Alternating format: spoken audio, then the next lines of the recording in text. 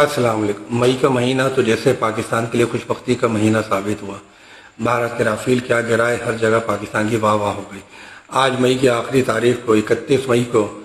مائناز sports مین javelin throw کے champion جناب ارشد ندیم صاحب نے تو اس خوشی میں چار چاند لگا دیا اور ایشین ایتھلیٹک چیمپئن شپ میں پہلی پوزیشن حاصل کر لی، گولڈ میڈل حاصل کر لیا، اور یہ گولڈ میڈل انہوں نے بھارت کی شکل دے کر حاصل کیا۔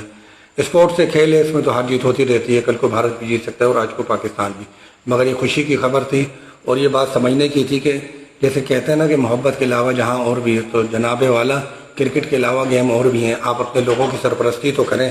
انہیں سہولیات تو فراہم کریں، انہیں ٹریننگز تو دیں، ان کی شان کے مطابق معاوضہ تو دیں، ان کی ضروریات تو پوری کریں۔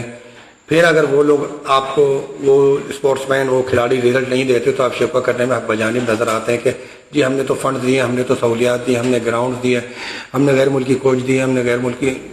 فارن کنٹریز میں ٹریننگ کروائی اور ہمارے کھلاڑیوں نے رزلٹ نہیں دیا۔ جب ایک کھلاڑی ایک مخصوص کھیل میں آپ کو رزلٹ دے رہا ہے تو کم از کم اس کے انڈر میں کوئی ٹریننگ اکیڈمیز تو بنائیں، کوئی اس کا فیوچر،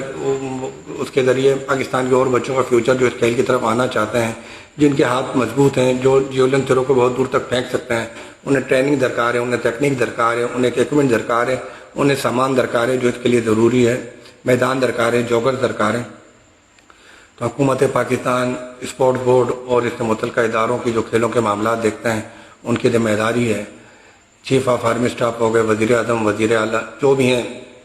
اس حوالے سے اپنا کردار ادا کر سکتے ہیں، بھرپور کردار ادا کریں۔ ہم ایک بار پھر ارشد ندیم صاحب کو خراج تحسین پیش کرتے ہیں کہ انہوں نے پاکستان کے سبز لالی پرچم کو بلند سے بلند تر کیا اور مخالفوں کو شکست فاش دی۔ اللہ حافظ۔